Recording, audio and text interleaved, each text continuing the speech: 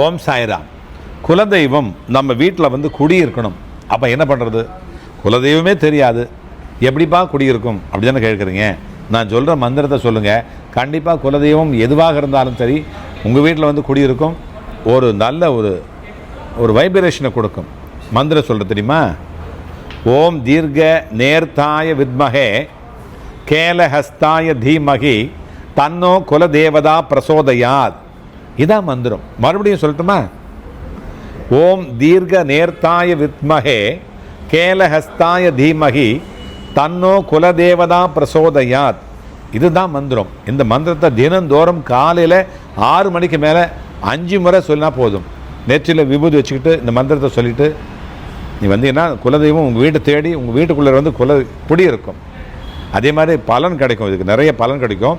ஏன்னா குலதெய்வத்தை வழிபாடு பண்ணோன்னா பலன் கிடைக்கும் இல்லையா? வீட்டில் திருமணம் தடைகள் இருந்தால் நீங்கும், கடன்கள் எல்லாம் அடையும், தேகத்துக்கு ஒரு ஆரோக்கியம் கிடைக்கும், செய்யக்கூடிய தொழில் வளர்ச்சி அடையும், எதிரிகளுடைய தொல்லை நீங்கும். இப்படி இவ்வளோ சிறப்பு வாய்ந்த இந்த மந்திரத்தை அழகாக சொல்லுங்கள். அற்புதமாக வாழுங்க. சாய்ராம்.